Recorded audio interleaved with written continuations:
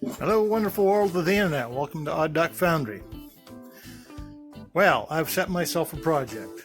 I need gears for quite a few of my projects in upcoming days, weeks, months, and years.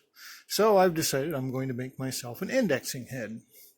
And I cast for that purpose a blank out of cast iron to make the base for my indexing head to go on my pitiful old mill. So here it is. Now I got to figure out how to machine it. I'm not a machinist and I do not play one on TV, although I am today. So I'm trying to think logically about this, and how do I want to go about doing this? Well, first thing I think I'm going to do is I've got to, number one, I've got to smooth off the base. And I want to make sure that is square and perpendicular to the bore, which is going to be right here. And this is going to be an indexing head. It is not going to be a dividing head because it is not going to have a worm and wheel. It is, I'm simply going to be using already made gears from my Atlas lathe, from my change gear setup for my poor old Atlas lathe, to use as my indexing gears for this project. Very similar to an actual, honest to goodness, rather expensive setup that Atlas had for their mills, an indexing head setup for their mills. This is basically going to be kind of sort of a copy of that. So how do I proceed? What do I do first? Well, as you can see, I pretty much already cleaned this up with an angle grinder and a flap disc and a grinding stone, things like that. And what I've got to do is that I need to flatten this out so that it is perpendicular to the bore.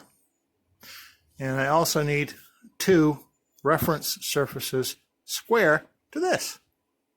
So I'll do what Pooh does and think. Let's see what I can come up with.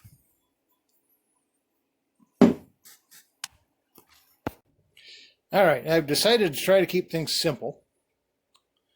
And basically all I've got is a V-block here, holding this more or less level.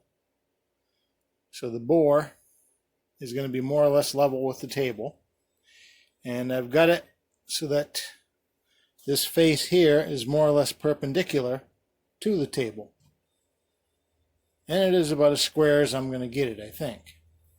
That's what this backstop is for. The V-block is pressed up against this backstop, which is keeping this whole thing square to the table.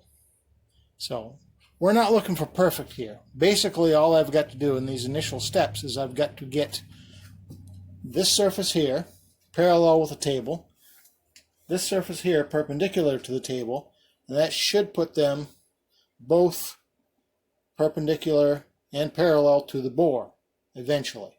That's going to have to be done on the lathe. Now, why didn't I core it out? Well, I got lazy and I didn't want to make a core box. And it's just that simple. So, let's see how this works. And see if this iron is harder than Japanese arithmetic or if it's actually going to be able to be cut. Alright, let's get going here.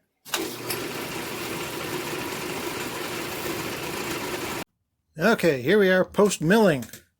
I didn't actually show most of the milling process because, well, quite honestly, it was slow and painful. I had to change multiple milling cutters just to find one that would work.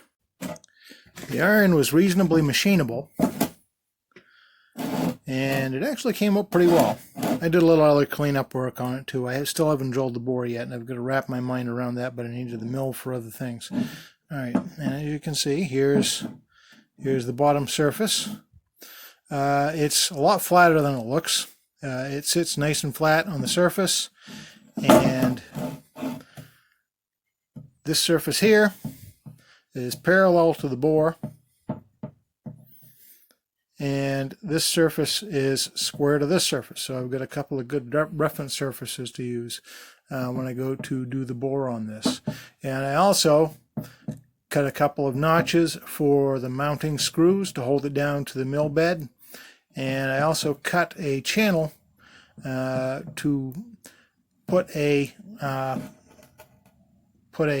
piece of aluminum strip in there, so I can use one of the slots on the mill, actually the only slot on the mill, to repeatedly put this back in place and have it be in the same place and square on the mill without having to measure every time.